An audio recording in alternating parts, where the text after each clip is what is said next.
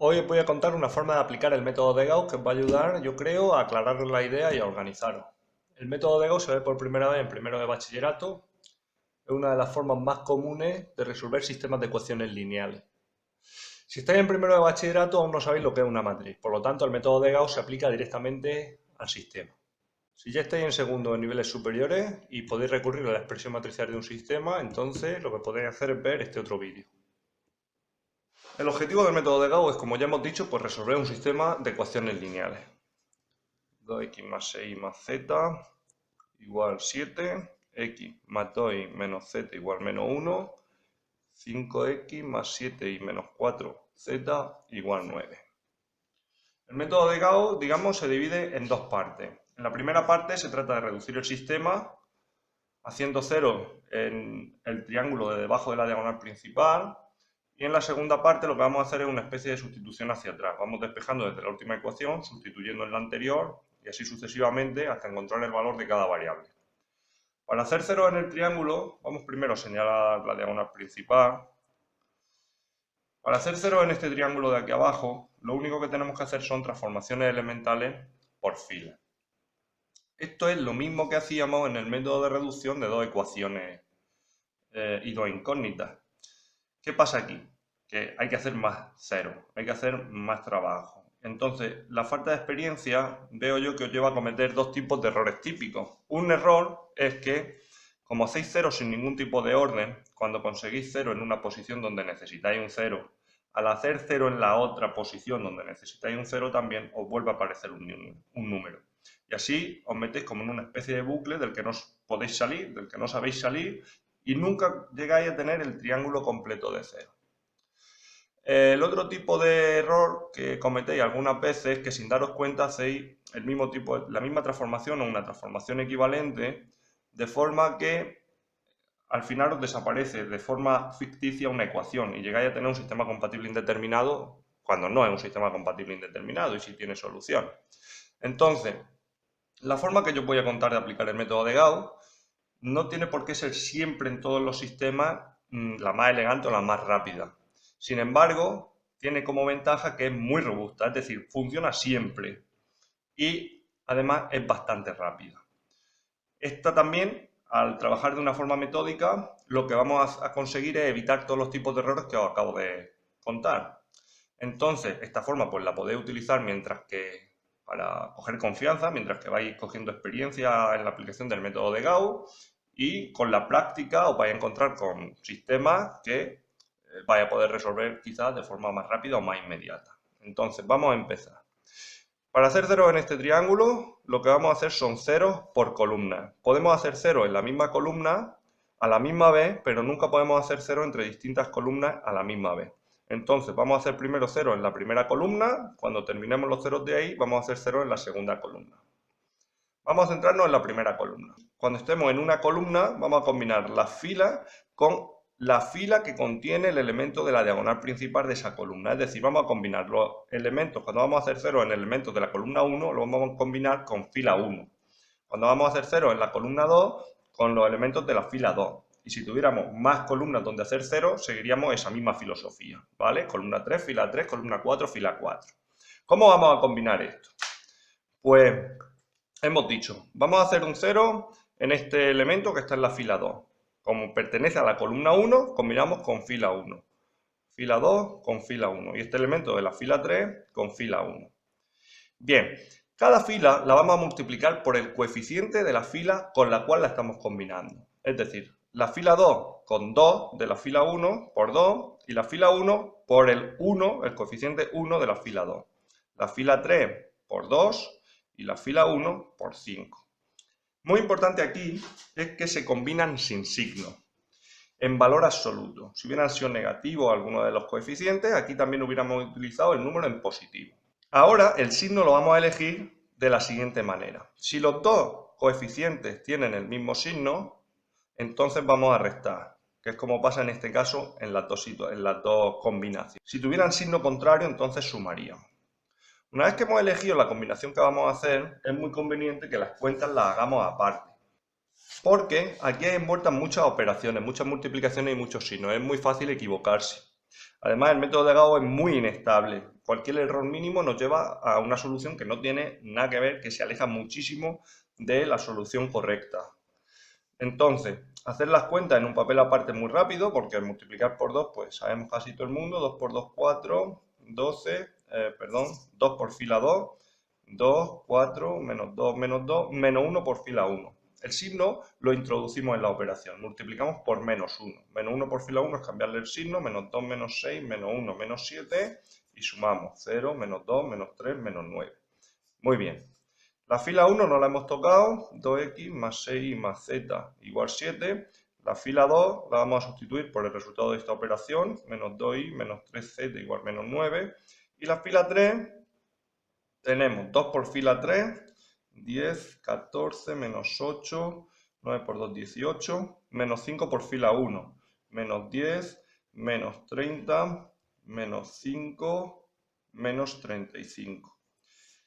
Si os dais cuenta, también al introducir el signo en la operación, estamos minimizando la probabilidad de cometer errores, porque multiplicar por un signo negativo es simplemente cambiar el signo de toda la ecuación, aquí eran todos positivos, lo hemos puesto negativo, ahora a la hora de restar lo hemos transformado a una suma. Y sumar es más fácil que restar porque nos evitamos el tener que estar pensando si estamos restando un número negativo o un número positivo.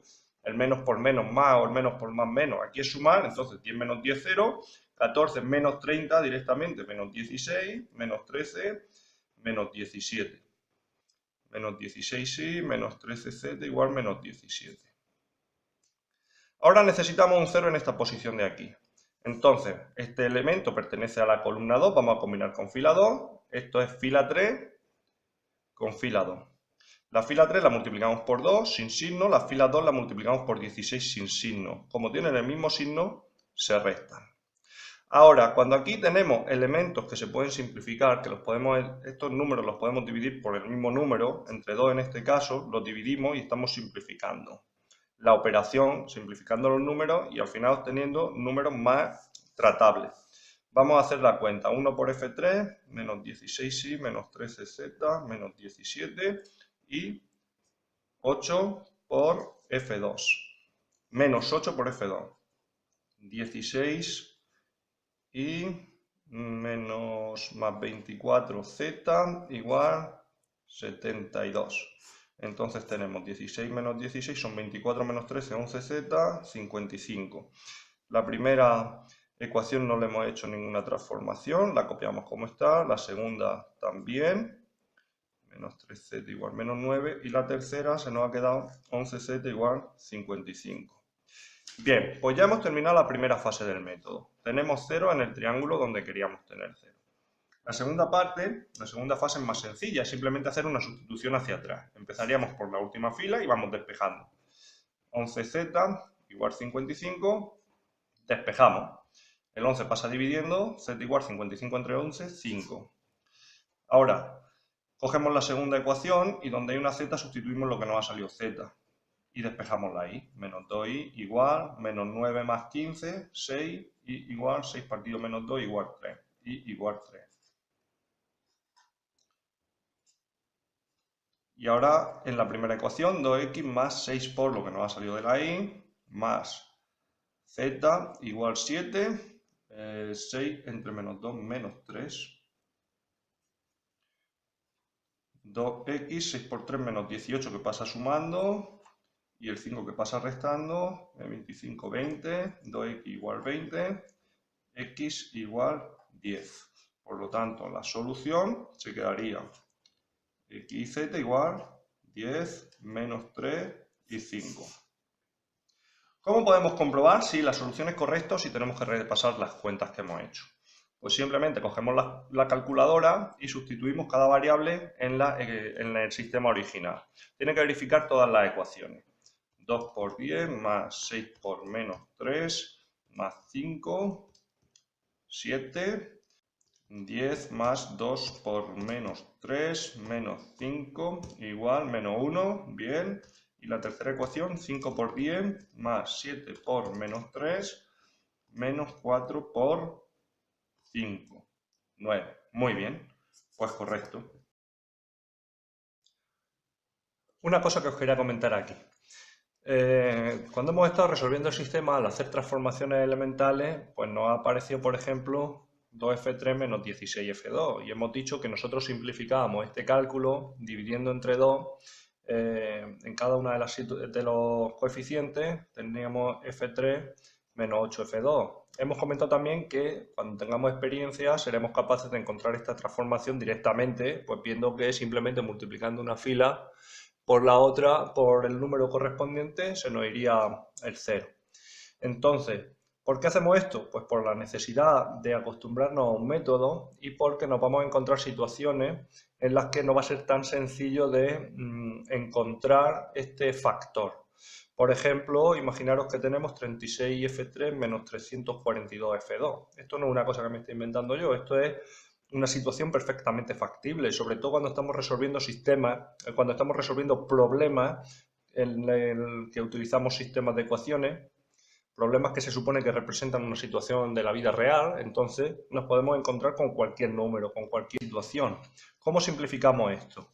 Pues si nosotros hemos dicho que esto es como simplificar una fracción hasta la fracción irreducible. Si nosotros cogemos la calculadora y dividimos 36 entre 342 y le damos a la fracción, que nos sale la fracción irreducible, nos sale 2 partido 19.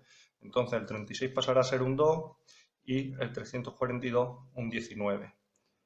F3 y F2. Esta operación más sencilla que nos hará 0 en el lugar en el que estamos buscando hacer un 0. Otra cosa que os quería comentar aquí. Esto es más un consejo. Cuando estéis estudiando matemáticas, sobre todo cuando estéis estudiando en matemáticas cosas que son tan mecánicas o tan metódicas como pueda ser el método de Gauss, es muy conveniente también que os hagáis un esquema, una forma de proceder que os va a ayudar a desarrollar la intuición, a desarrollar la experiencia vuestra dentro de ese método. Conforme vais cogiendo experiencia, los esquemas no son necesarios, pero cuando estamos empezando a estudiar un método, un esquema nos clarifica los pasos que tenemos que seguir. Entonces, aquí sería un buen ejercicio que os hicierais un esquema del cómo aplicar el método de Gauss. Paso 1, hago 0 debajo de la primera columna. Paso 2, hago 0 debajo de la segunda columna. Paso 3, hago sustitución hacia atrás. ¿Cómo hago 0 debajo de la primera columna? Pues cada elemento lo combino con el elemento que contiene la diagonal principal. Cada fila la multiplico por el número que tiene la otra. Si los dos tienen el mismo signo, resto. Si los dos tienen distintos signos, sumo. Un esquema de forma personal, cada uno como salga de forma natural, que os ayude a resolver el método de Gauss de forma mecánica, de forma que con la práctica podéis hacerlo hasta casi sin pensar. Eso os va a dar mucha experiencia, os va a ayudar a desarrollar la intuición y va a hacer que operaciones que en un principio puedan resultar complejas, como las habéis aprendido desde operaciones más sencillas, las vais a ver, las vais a analizar por tipo, entonces las vais a ver de forma natural. Entonces, os animo a que os hagáis un esquema del método de Gauss y lo estudiéis aplicando el esquema.